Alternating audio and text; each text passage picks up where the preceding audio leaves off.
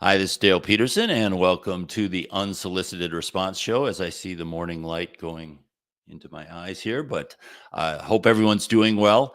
This is a live show. We actually started this last year with a month in review, ICS Security month in review, where we went over the top three stories with a guest and then did win, fails, and predictions. What I found was there wasn't quite enough big news to do it monthly. So for 2023, I'm doing a quarterly month in review show. Again, we'll hit the three big stories and have win, fails, and predictions. And my guest for this first episode is Marty Edwards. Liz, you can bring Marty up. Marty is currently the deputy CTO of OT and IoT at Tenable. He joined Tenable, it's hard to believe, in December 2019. It seemed like just yesterday. And that was about the same time Tenable moved into the OT world with their acquisition of Indigi.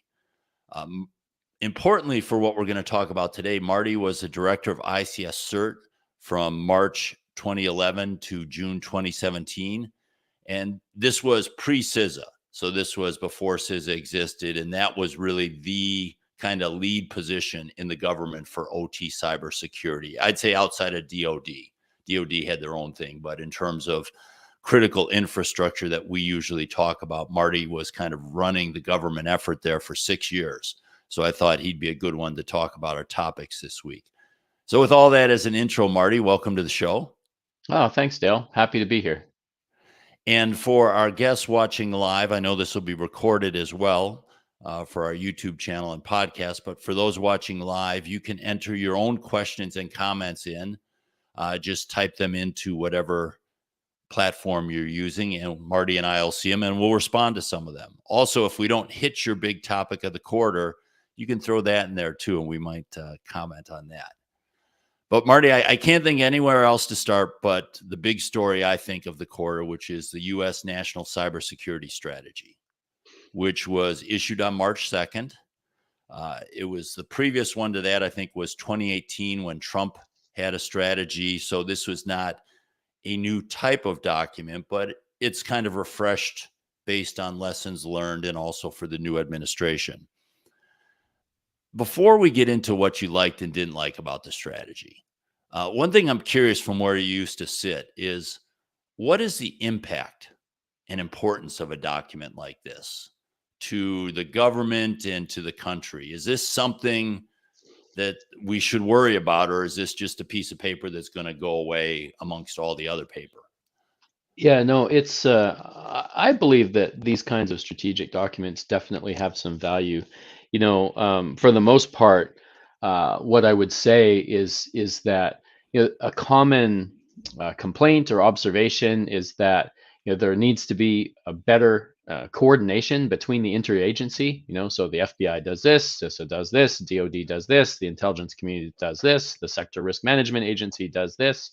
And so this is an opportunity really for the administration, for the White House to sort of set those guide rails, right? So they can articulate, I think, a little bit better both to the public servants, to the government folks that are running these types of programs, how they should coordinate with each other, but I think also more importantly, communicate to the private sector what those expectations should be. So, what are the roles and responsibilities of private companies? Just kind of set the tone, I think, for how cybersecurity should be approached within the federal government. But just to pull on this thread a little more, a document like this comes out. Uh, how do they deal with it? Is it something that they're looking at periodically? Is it there something when they're developing a program to say, this is a deal, this is addressing pillar 4, strategic objective 4.2? I mean, do they actually build programs around these structure that we see in this document? Yeah, I think it helps, especially executive branch departments and agencies such as CISA or DHS or DOE for that matter. Those kinds of agencies. It helps them prioritize where they're investing. So it may not create a new program per se, unless there's something radically different in the strategy than exists in sort of the normal government program space, but it certainly will be referred to. So if an organization, sector risk management agency, TSA for the transportation industry or something like that, they will refer to it and say, in alignment or in accordance with this pillar of the strategy, we're investing more in this area. So I think there will be alignment from the different departments and agencies that have sort of the quote unquote boots on the ground programs, right? And when I looked at the document, it was pretty clear that one area that was going to affect asset owners was this push towards regulation. That was the one Hmm. that jumped out. A lot of the others are aspirational, but this one was very clear. Just to quote, the federal government will use existing authorities to set necessary cybersecurity requirements in critical sectors. Where there are gaps, the administration will work with Congress to close them. So the document to me reads very clearly that they want to have the authority and use the authority to regulate anything they consider critical infrastructure and set requirements, almost like a minimum bar. You must do these sorts of cybersecurity things, these practices. No longer is it your risk-based choice. It is you must do this. Was that your reading of it, or do you see it any differently? Yeah, there's no doubt that there's some clear signaling in this document that regulations are coming or are being considered. I think all the discussions that we've had over the past year plus, either with administration officials or just in general in the cybersecurity community, quite frankly, globally, it's not just a U.S. thing, right? Is that although some organizations have taken the lead and have adopted voluntary risk-based kind of improvements, there's enough that have not, and we need to establish that sort of baseline standard of care, right? You must be this tall to ride the ride, and I think there's some discussion or debate about how unique that needs to be for each sector. I'm an advocate of most industrial control system OT types of installations have a certain amount of commonality between them, right? So I think we can have a pretty decent set of requirements that are the same across all of these different sectors. And then there's always going to be an appendix or an addendum for the specific sort of unique characteristics of a sector. But yeah, I think there's no doubt that this document clearly signals the intent to shore that up, and we've seen that as well come out of some of the 100-day sprint type of activities. We've seen TSA and now EPA and other agencies issuing newer requirements. So I think that trend will continue. And in fact, I just spoke last week with some media outlets in Australia. The Australians are doing something similar with their newer cybersecurity policies. And so this seems to be a fairly common thing globally right now. Okay. And again, I encourage you to submit your comments or questions via LinkedIn or YouTube. Uh, I'm going to avoid, Marty, the temptation to talk about what regulation makes sense. I have some strong feelings about some of these things they're saying people need to do, but that almost that's talking more about implementation more than direction. And you talked about this overarching nature of most of the requirements that they affect most sectors. It kind of leads me to think about CISA. Now, CISA has just accumulated more power and more budget. Maybe those are the same thing, but they've accumulated a lot of this and is really driving this sector or trying to be the voice in the government in this sector. And yet, in the same breath, they say, but we're not a regulator. So I guess two questions for you. One is, are you jealous of all the power and money?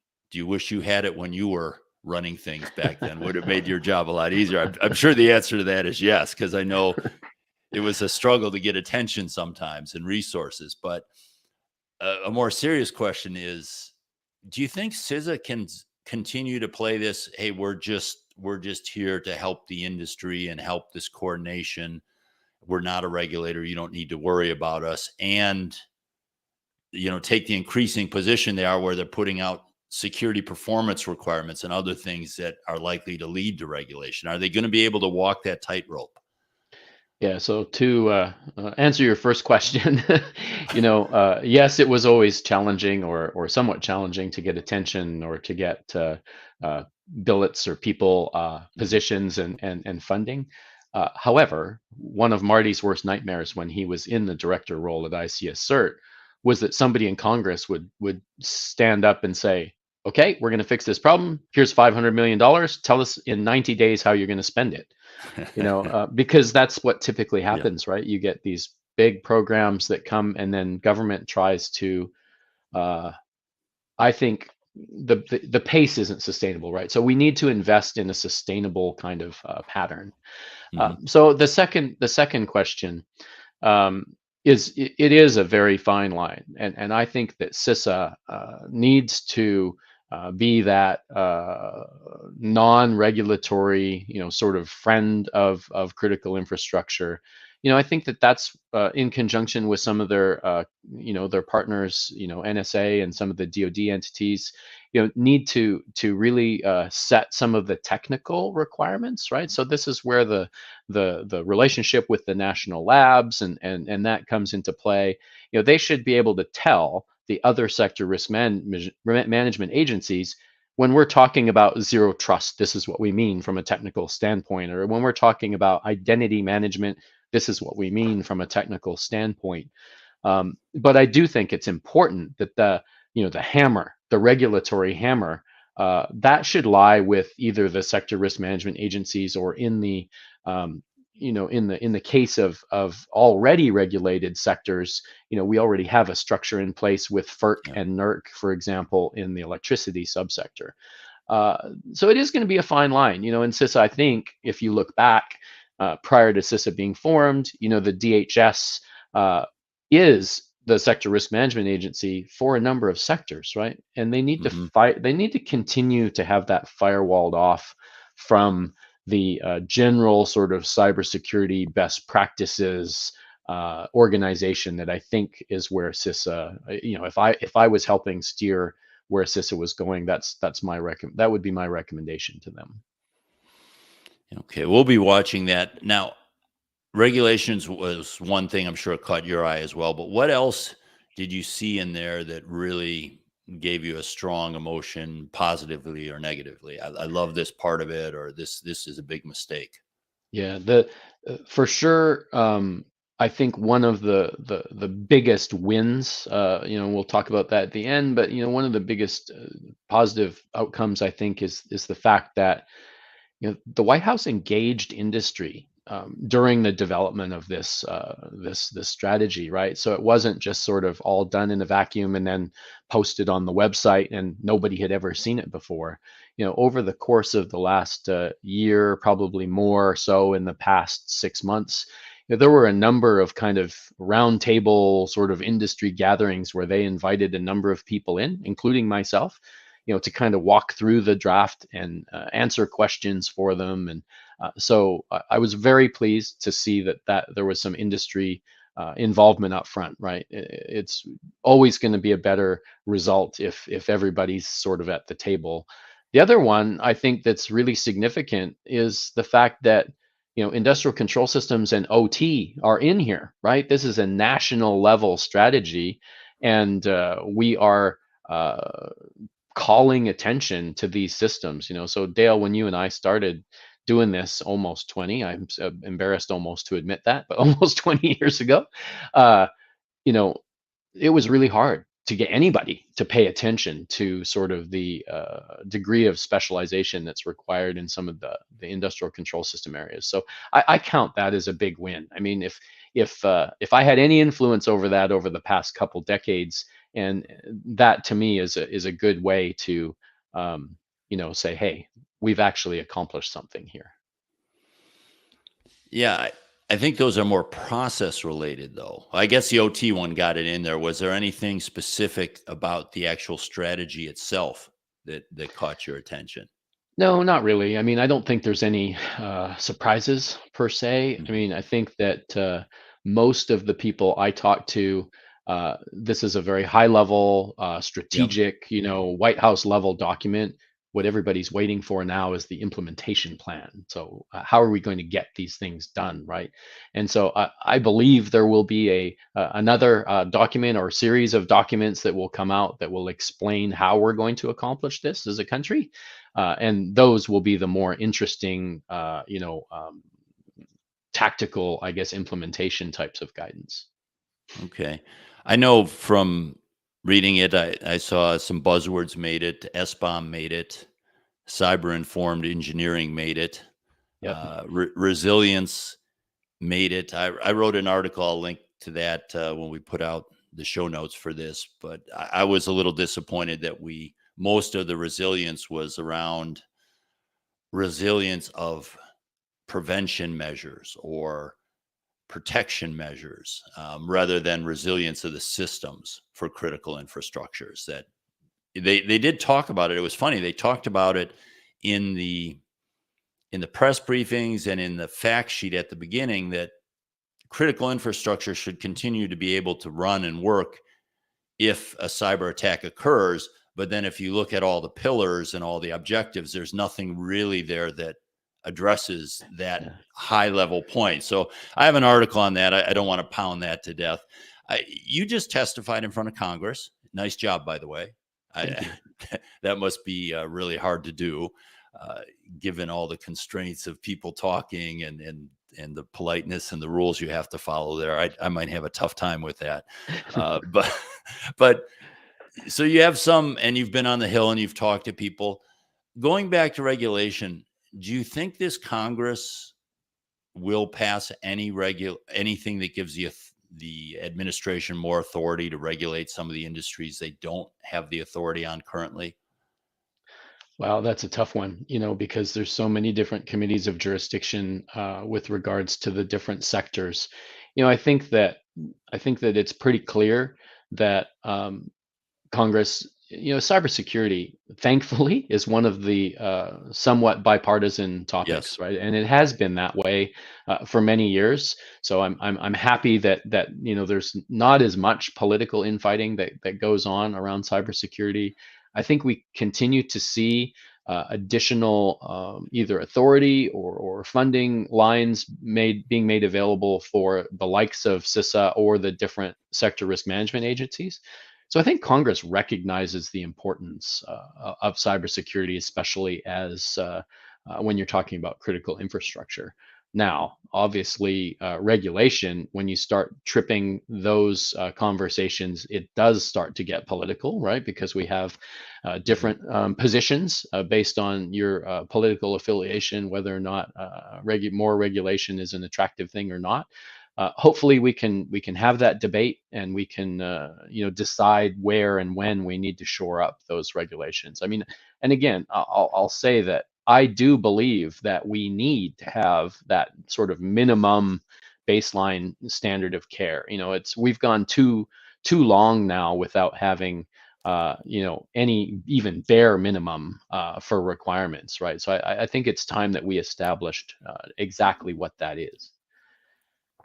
Boy, you really tempting me to dive into that subject, but I'm going to fight it off once more because that's a whole nother show. Maybe when we do that show, I'll have you back on, Marty, to talk regulations.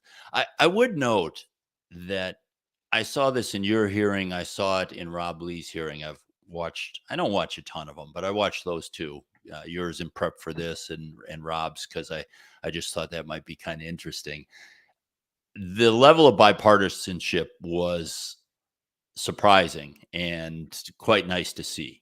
I think even sometimes the congressmen or the senators were surprised that one would follow up another one's point and said, on the other side, they'd say what they said was right.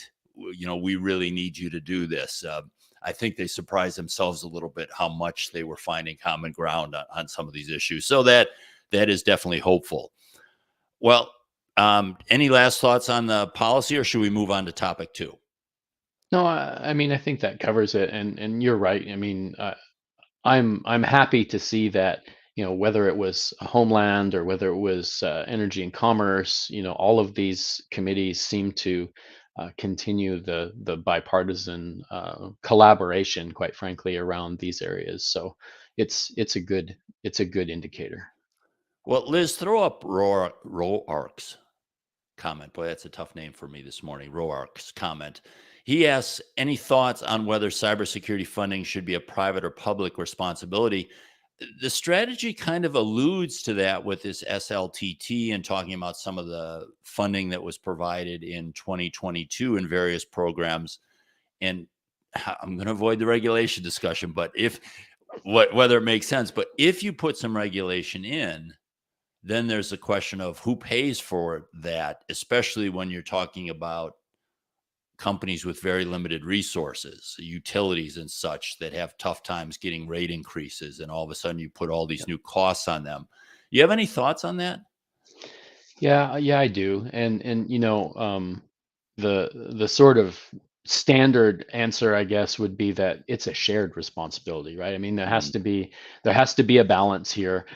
You did mention, utilities or organizations that have a challenge because they're in a rate controlled environment, a water utility or state or locally owned electricity, utility.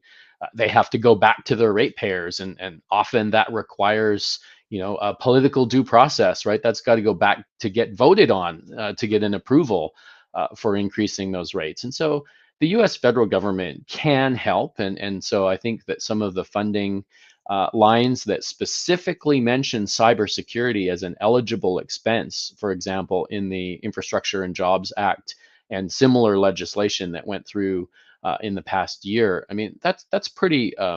I think that's a positive step, right? If you're building and investing in a new water treatment plant or an upgrade to some significant critical infrastructure, you and I, we've said this forever, right? You need to build security in from the beginning, not kind of try to come and bolt it on after the project is done.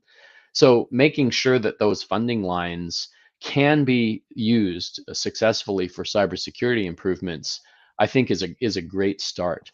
Now, if you're a corporation, right, and you're a profit-making company, and we see some companies, posting record profits in the past several years, there obviously should be some private sector investment, in the cybersecurity of those assets. And that's a whole other discussion we can have, Dale, about the sort of the trend now for boards of directors, those with fiduciary responsibility over these organizations.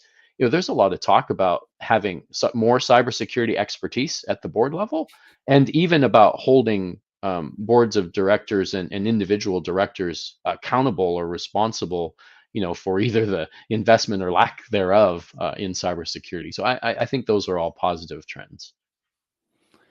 You're a content font. Or fount, not fount, Marty. That's a whole nother show too. Boy, that's another good topic. I'm gonna move us on though to the second topic of the month, which was ISA through their ISKI and ISA Secure branch announced that they are going to have an OT cybersecurity site assessment certification. So this would be an assessment methodology and certification for systems deployed at asset owner sites, as opposed to the product certifications and product development certifications and such that they already have. And let me just give people a little background in case they didn't dig into this. But from their press release, they said asset owners and plant managers have yet to coalesce around a single cybersecurity assessment scheme for OT deployed at operating sites. ISA seeks to establish an ISA IEC 62443 based operating site cybersecurity assessment scheme that will become the global standard used by operating sites, certification bodies, internal auditors, and public policy makers. And then they go to compare this to the GAAP rules, the general accepted accounting procedures. So they envision this as a standardized, used around the world as a way of assessing the security of a site. And just a few other facts on this. They're going to develop the assessment scheme and methodology based on the IEC standards. No surprise, 62443, 2-1, 2-3, 2-4, 3-2, 3-3. That might mean something to some people. They just started this. They say it will take them 14 months. So we're looking at mid 2024 for this to be launched. And they actually put a budget on it of 1.6 million. So they're in the process. They have some money from ISA and other sources, but they're in the process of getting that money. And then I guess the last two facts is part of this they'll have assessor company accreditations. And then they will have assessor. If you are going to be an assessor, they will actually require you to take some ISA training courses and get certified through their programs. So this is another certification program. It's interesting. It's coming from ISA Secure, not from ISA. So they're not writing a standard per se, but they're taking the standards and saying, this is how we're going to do a certification scheme. So with that as a long background, Marty, do you see a need for this type of certification? And if the answer is yes, is ISA the right one to do this? Yeah. Great question, right? So if you look at how the ISA secure, the ISA Security Compliance Institute, right, does this for the device certifications or the vendor types of certifications. I mean, what they've done is they essentially take the 62443 suite of standards, right, and all of the numbers that you rattled off. This is nobody will argue that this is a very comprehensive and somewhat complex, set of standards to implement. And so what Andre does within the institute is essentially bring expertise to the table to write the testing regime, right? So they basically interpret the standards and say, hey, here's what we're trying to accomplish with the standard. Here's how to measure that. And then they approve or qualify or accredit, whatever terminology you want to use, the entities that will go and actually perform that test. So I do think it's needed, right? I mean, one of the challenges here is that these are complicated standards and a lot of entities just don't know how to begin. So I think having sort of a very simplified and somewhat sort of checklist of, okay, these are the things that you need to do, and here are the specific measurements for you, to measure whether or not you're being successful. And it's not going to be easy for ISA or ISKI to develop that criteria. But I think it's a step in the right direction. It's proven successful, I think, on the device and the vendor side, right? You can buy a device that has gone through some conformance testing with regards to simple cybersecurity fixes, buffer overflows and things like that. That the device has at least had some level of testing against that. You can have your vendor, for example, go through and their software lifecycle, has been evaluated, right? So their actual procedures and processes for how they ingest vulnerability information and how they update their products, so that exists already. I think now the opportunity to do that on an implementation side, on the asset owner side of the house, is definitely a step in the right direction. 62443 and ISA. I mean, one of my biggest fears is that different countries or regions or locales seem to want to have their own sort of indigenous standards, right? That bothers me a lot because our customers at Tenable, we have a lot of big multinational corporations, and they don't want to have a set of standards in Europe or in this country, and a set of standards in the US, and then another one in Canada and another one in Australia. They want a certain degree of reciprocity or harmonization here. And that's where ISA, I think, has the biggest opportunity, is to really provide that alignment, right? So that national governments can kind of just refer to it and say, hey, here's 62443. You comply with that, and you're complying with the intent of this, whether it's a regulation or just a policy statement.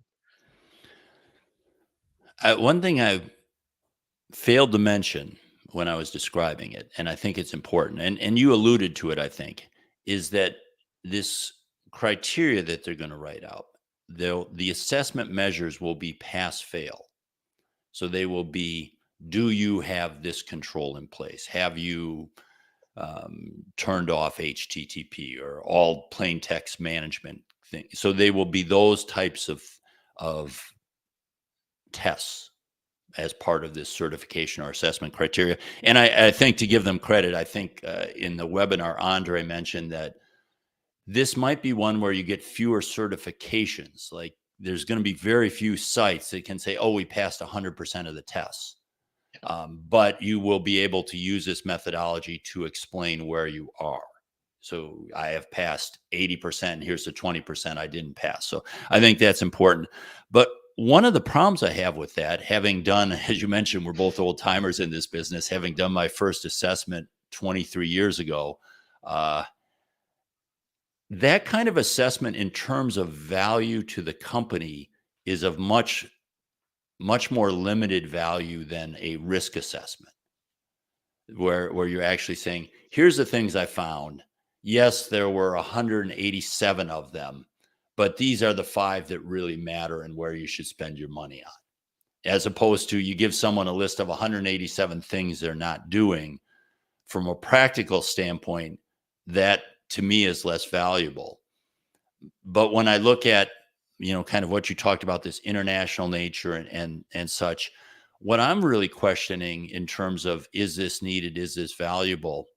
Besides the fact that it's not risk-based like I like to see, but let's say we're just going to look at doing this, seeing where does our security program stand?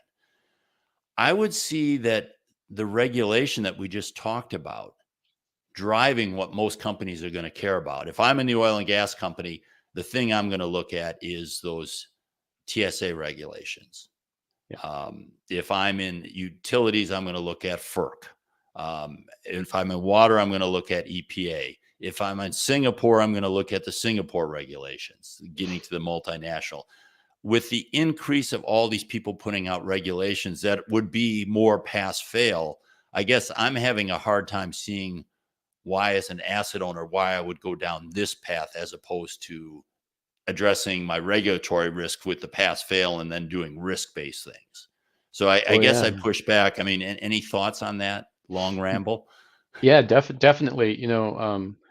As you stated, we've been around for a while, right? So I'm not a fan of compliance regimes, right? I mean, in general, we see those somewhat be the race to the bottom, right? So it's like, oh, I want to tick these boxes and then I'm done. So hopefully there will be some, quantitative, not just pass fail, but some quantitative and even risk-based type of evaluation that gets folded into this mix, so that it's more of a measurement of how mature is your security control in this particular area, rather than a prescriptive, do you have a firewall? Yes, no, which we all know where that conversation went 20 years ago. You Mhm. know, I think ISA, quite frankly, might almost be a little late to this game, right? If we had some of this work done maybe 4 years ago, perhaps we would have seen more of the government regulations, pointing back at this and say, hey, here's the requirement. You need to meet ISA 62443, blah blah blah, or equivalent, kind of to make sure that you've got that kind of harmonization. And I think that conversation can continue, right? So you're right. If you're an asset owner, um, job number one is to make sure you're in compliance with whatever regulatory regime has authority over you, right? Because Mhm. otherwise they're going to give you a cease and desist. Thou shalt stop doing this, and you're going Right. to get a fine. Um, but hopefully we can continue globally to work towards making sure that those are not sort of really at crazy opposite ends of the spectrum, that we're all kind of moving the same direction. And I see more and more references to 62443. I mean, 62443 was codified within the NIST cybersecurity framework, right? So it says, hey, if you're doing this, you're in alignment with the framework. So hopefully we can continue more of that. Yeah, and I was going to point out the framework because I really like that. I mean, we are going to, like them or not, we're going to have to deal with regulatory issues, and then it's no longer just addressing a security risk. You're actually addressing regulatory risk, which may reduce your security risk to some degree. But Mhm. one of the really nice things about the CSF, the cybersecurity framework, is that you can create your own profile. So you can decide, here's all the things I could do. And by the way, some of these are mapped to ISA, but I might look at this and I might say, for a certain criticality level, I don't need to do this. My risk management says this is not a control that really is worth doing. Yeah. My money is better spent. My time and money is better spent on these other controls, and you can adjust that. Um, and I really think that's a strong direction. I'm a little less clear on how another you must do this, you must do that. Now, maybe ISA will surprise me and try to thread the needle twice in one podcast, but thread the needle of having something that is pass fail and yet allowing there to be judgment, Yeah. which Yeah. is possible. You could say you must deploy all patches that you've determined need to be applied.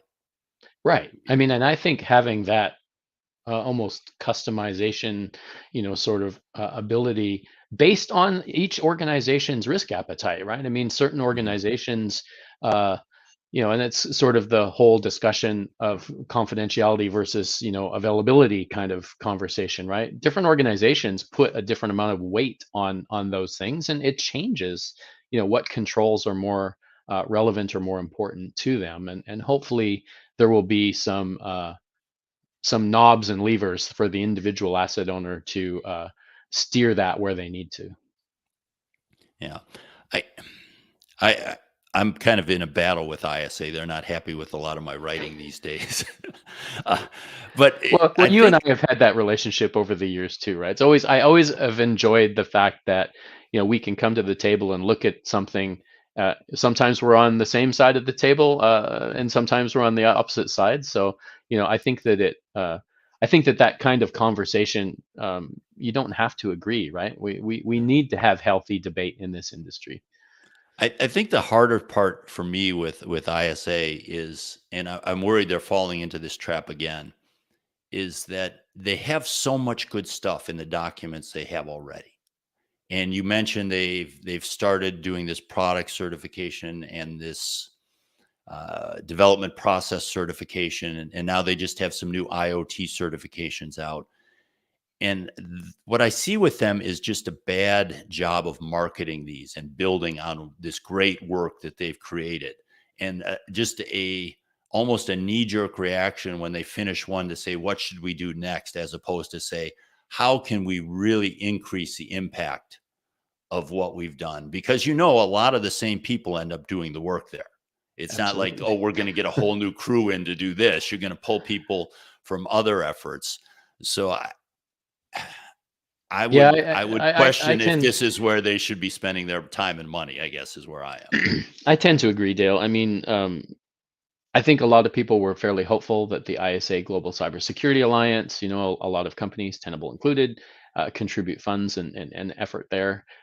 So you're right. There's a lot of really good technical work that's gone on. I mean, the ISA 99 and 62443 committee has been around for a couple decades, right? And so we need to go back and almost mine some of that data and get it into a more usable format, right? And I'm somewhat hopeful that this initiative will be able to do that in the area of assessments for facilities or asset owners.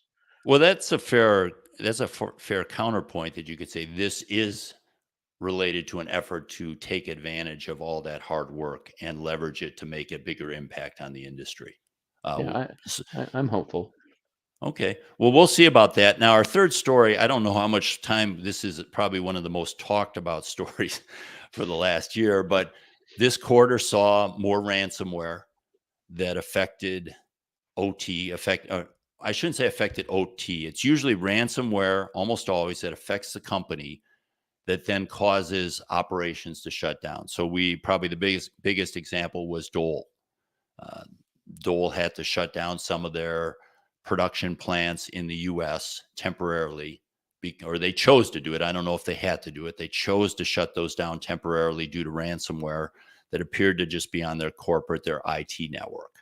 So it's fear of spread, it's containment, it's perhaps, and I think this is actually the most typical case, it's supporting activities no longer being available that requires them to shut down. And then we also saw, I can't remember if Tenable put one out, but we saw so many vendors put out their 2022 year in review documents, and ransomware was always, if not the number one headline, the number one or number two headline, just the increase in ransomware incidents causing outages in operations. So I guess, is there anything new to talk about on this? We've talked, this has been going on for 2 years now, probably. I think this really started to hit in 2021. Is there anything new to say about this big story? Yeah, I don't know if there's anything really big and splashy that's new, but Tenable, as well as other vendors, like you said, have put out either their annual sort of review document, or Tenable a number of months ago put out a pretty extensive look from our perspective as to how that ransomware ecosystem works. I think we're going to continue to see ransomware being a critical issue for industry, whether it's manufacturing or utilities. One of the things that all of these organizations still struggle with is segmentation. I mean, I go into sites where there's almost zero segmentation, and it surprises me, right? It's like, wow, okay, we're 2023, we would think that there'd be at least some some level of segmentation or separation here. So when you have a very flat network, um, an IT ransomware event very quickly can impact your manufacturing operations. I won't talk about any specific companies Sure. here because almost all of them are Tenable customers. So, I don't want to go down that path. But I do think that the OT industry in general, industrial control systems in general, I mean, we know that ransomware, for the most part, leverages fairly well-known vulnerabilities, right? Most of these ransomware attacks are not with sort of world-class 0 days. They're vulnerabilities that have existed for sometimes years, and we know that the industrial control system space isn't necessarily that great, for many reasons, at patching some of those issues, right? So this is still a pretty fertile ground, I think, if the operators can target. The other thing I think that is worth reminding people of is that these ransomware operators are not some small, one or two people sitting in their basement somewhere sending out this stuff. These are highly organized criminal organizations that are run just like businesses, right? They have payroll departments that are paying all of the people that are involved, whether that's developing the actual malware, whether that's the access brokers that are gaining sort of the access to the networks. There's a tech support system, right? Oh, Yep. well, this exploit didn't work. I mean, you call their equivalent of their 1-800 number and you get tech support, and they'll build a patch for you to, fix whatever the flaw was. So these are well organized, well funded organizations, and they're going to keep on doing what they're doing because they're making money doing it, right? I think you're right. I do, with the segmentation issue aside, from what we're hearing publicly from people, and again, you never know how accurate the press releases are and what comes out, but we're not hearing a lot of ransomware on OT computers. Yeah. Not If there's no segmentation, there's no reason for that not to occur. They're probably worse patched or patched at a lesser level than the IT, and of course it would occur. But to me, I'm just amazed that corp companies aren't prepared to deal with this. Yeah. You should have had your tabletop exercise on ransomware. And very important, almost as important as the recovery, is your media strategy and your customer Oh, strategy on certainly. ransomware. You should be able to say, like Dole should have been able to say, we have this temporary production outage. We plan for these outages. They happen for a number of reasons. It'll be back up and running in a certain amount of time, and our distributors will see at most a 2-day lag or something like it. I mean, this whole idea that this is something novel and we need to raise a flag is really silly at this point. I would, if I were the board, I would be asking, where are we on this? Because I'd say this is going to happen to us. Yeah, It's going to you're happen. So let's just be ready. If it happens, can we feel confident for our customers, our shareholders, or our customers? Um, I'm shocked that it's still catching so many companies by surprise. Yeah, you're exactly right. I mean, there's no doubt you should have a technical playbook that you have your backup and recovery Yep. plans, and all that should be a very well oiled machine. But like you said, just as important is you need to have the executive level tabletops so that you know what you're going to tell your shareholders, you know what you're going to tell your customers in your distribution chain, you know what you're going to tell your suppliers, you know what you're going to tell the media, and those messages for the most part aren't going to change a lot depending upon where the ransomware occurs in your environment. You just need to have that. That needs to be very well practiced. And even then, that trains your board too, because I know the board panics when this happens. It cuts down the level of panic in the organization. Okay, well, Yeah. let's hit. We've gone 45 minutes. Let's jump to wins, fails, and predictions. So, what from this quarter was a win for you, Marty? Well, I mean, I think we go back to the first topic, and the fact that we have OT kind of references and recognition in a national cybersecurity strategy level document. I'm going to chalk that up to a win, right? Hmm. Because we fought hard. People like you and me, and there's dozens of others that have put a lot of sweat equity into this topic over the years, and so the fact that a document from the White House in the United States of America comes out and has OT as one of the focus areas, or industrial control system cybersecurity as a focus area. I think that's a significant win. Yep, I think you're right, and it also though is addresses your fear when you were back in charge of, okay, now it's got attention, it's got money, now now you got to do something, right? Now what? Uh, my win is a bit selfish, but it's related to S4, and it was the new young entrants that I saw at Mhm. the event. Yeah, I mean, we've saw this last year, we've seen it increasing, but just to see the curve continuing to bend upward of so many new people coming in, um, from different backgrounds, different industries, really huge progress. I'm not saying we're past the part where OT or operations says, no, don't come in here, but we've made a lot of progress there. So to me, that's my win for the month. Yeah, and I think, Dale, just to kind of add on to that, I'm really pleased to see at least some improvement in the diversity in this space. I mean, there's too many old gray-haired guys like me, right? And so, kudos to you, hats off to you for the Women in ICS Security event and focus there. I mean, there are a lot of women in this space who are highly capable and are moving into executive positions in various companies, vendor companies, et cetera. And so hopefully we'll see that trend continue, right? This should not just be a bunch of old gray-haired guys that are doing this. Yeah, and I think we've reached enough now that you no longer will feel so lonely.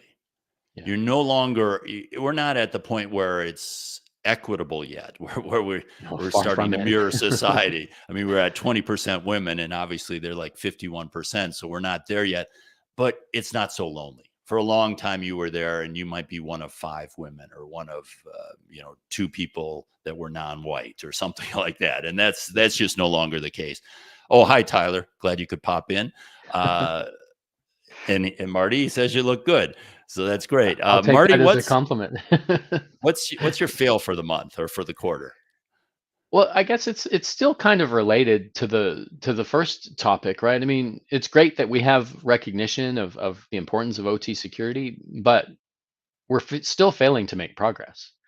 The amount of investment that we're making in securing these industrial control systems is still uh, you know tiny compared to what is needed, right? So I think that we should chalk that up as a fail. We're still not investing enough, in this area. And I tell, whether it's chief information security officers or CFOs when I'm sitting down with them, you know, uh, It's hard because they believe as a vendor, I'm just coming in to have them spend more money. And quite often I tell them, I said, I really am not interested in having you spend more money across the board. What I want from you is better prioritization of what you're spending it on. So, go in and evaluate some of the things in your IT security stack that you're spending on, that maybe you're not getting as much risk reduction out of as you should. And if you look at OT security spending, almost every dollar that you invest in OT security is going to give you significant risk reduction, right? Because we're still so early on that curve. So transfer some of the funds from the IT side of the house kind of to the OT side of the house, and that would make me happy. So things like companies that still don't have a really good segmentation plan, or that I still think that community wide we need to look at that as a failure. I feel somewhat related to that, but maybe taking the other side is I've saw, and this could be a bit of a straw man, but I saw on social quite a few times this month people bemoaning the fact that security people got laid off, let go due to the economy, the recession and such. That some big companies said we're laying off 10,000 people or 1,000 people, and some of those were security people. And the reaction, I think, in at least part of the security community was, how can you do that? Security is so important. We're not doing a good job. And to me, it's a lack of awareness of the real world. I think when people say things like that, I got asked this question in Singapore at their OT SEP thing: is will security be affected by the recession? I said, of course, we're not immune. It's a little bit like your IT security comment. There is bloat in security programs. There are projects and people that are not really contributing, and to think that we're immune to those forces and that we're the ones that are most important, when in fact, they might be making a decision whether to shut down a line for one shift or cut a security person. There's some big decisions that these executives have to make. So I think the idea that a company saying we are cutting people in security means they don't care about security, I think that comment is a fail in my mind. Yeah, I mean, no argument from me. I mean, in general, security tends to be one of the last things that's significantly cut in an Yeah. organization. I mean, I think companies recognize that they need to continue to invest there. But you're right, every single organization, there's something somewhere that isn't needed, right? There's some program that is still kind of on autopilot and spending money.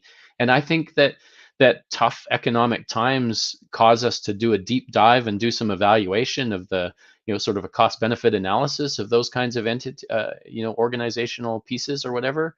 That's healthy, right? That, I mean, that's healthy for us to do that periodically. Unfortunately, maybe it means that we would eliminate some position at some point, but I think overall it's healthy for the organization or the culture. And let's finish up with predictions. So we just finished Q1. What's your prediction? Give me the prediction and a time frame when you think it will happen.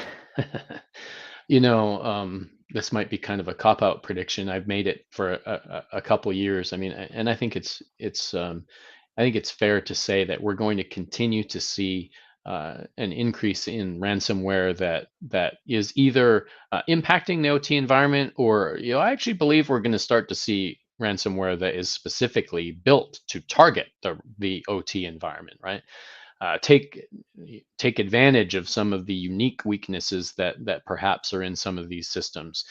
Time frame, that's kind of tough, but I guess seeing as we're just in the early part of April, I'll say that I think within the next year we're going to see some more significant OT specific type of ransomware.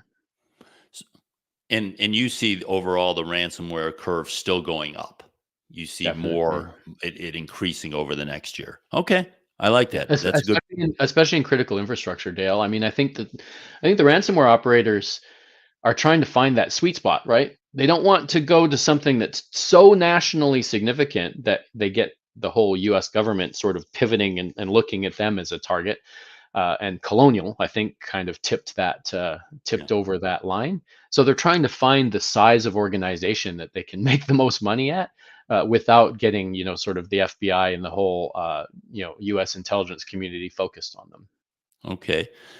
My prediction goes back to the national cybersecurity strategy, and it's that the efforts to establish some sort of software vendor liability are not going to have any significant success in this Congress. So that would be, through the end of 24. I think the issue is too tough.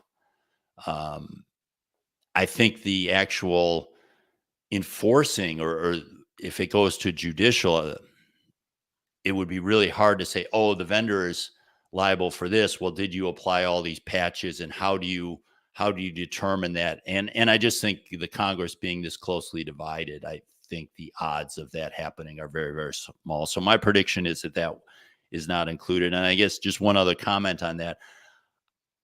I think putting that in the strategy was a mistake, uh, just because it got so much headlines and it's unlikely to happen. Now, maybe they put it as just, hey, we're going to put this marker down. Hmm. To start talking about starting to get it out there, it might take several Congresses before it ever happens. Um, the same thing a little bit with cyber informed engineering. I think that was smart to be in there, but it's, in a way, it's an easy thing to say that our products should be developed securely and we should hold those responsible. But you start to get into secure by design, that's a tough thing to define what secure by design is, and when did a vendor actually not try to do the right thing? When did Yeah. they intentionally not try to do the right thing? So I think that's unlikely to happen. So that's my prediction. I won't argue with you. It's a tough one to implement. I think that I think there's nothing wrong with putting some aspirational types of things in there that we need to have those conversations, right? I mean, we have safety standards and requirements in many industries. Pick on an industry like automotive manufacturing, right? I mean, we expect our cars to be safe to drive, and of course, we've made lots of analogies between cybersecurity and in the OT space and safety. So I think having some level of liability for those that write software or build hardware or are involved in these areas, I think that's all a good thing. But I also agree with you that that's going to be a tough to implement. Yeah. I would note, though, that most of those safety regulations you put in, and I think mining is a good example, in that book, Cassandra's. There's a really good chapter on mining, and almost all of those occurred after really bad things happened. Yeah. Yeah, Hopefully that's we don't that's have to wait for bad things to happen, but I think sort of putting that marker out there that, hey, this is a topic we're interested yeah. in, I think drives the conversation forward. Great. Well, Marty, I appreciate you coming on the show up from Yeah. Canada here, recording on a vacation day. I really appreciate you coming in and recording this. And if people want to reach you, what's the best way for them to reach out to you on socials? Where are you most active these days?